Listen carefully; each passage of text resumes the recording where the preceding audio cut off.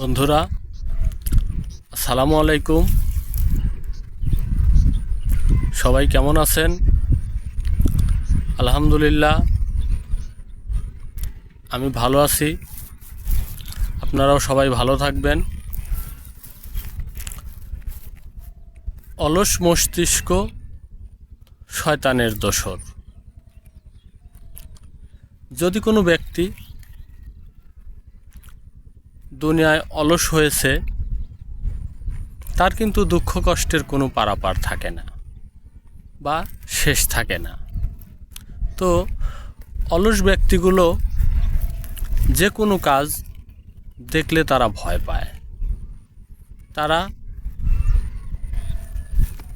অলসতা করতে করতে এরকম হয়ে গেছে যে তাদের দ্বারা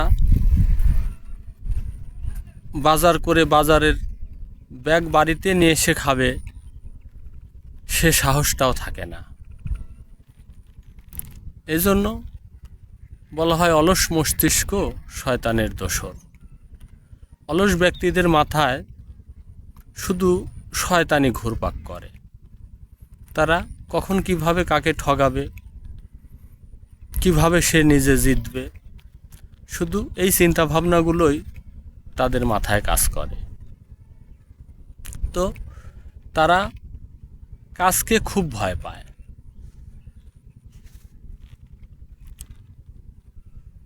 তাদের কাছে শুধু খাওয়ার ঘুমানোটাই হচ্ছে বেটার।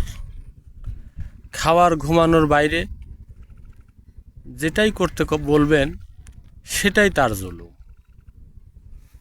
এই জন্য বলবো, কেউ অলস হবেন না। অলস হলে দুনিয়ায় আপনি আত্মীয় স্বজন পরিবার কারো কাছেই মূল্য পাবেন না, বা যেখানে যাবেন সেখানেই লাঞ্ছিত হতে থাকবেন।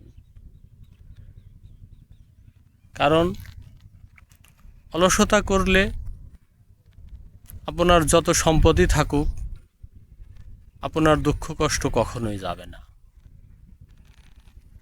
যার কারণে প্রত্যেককে অলসতা বাদ দিয়ে যার যার কর্মে নিয়োজিত থাকতে হবে।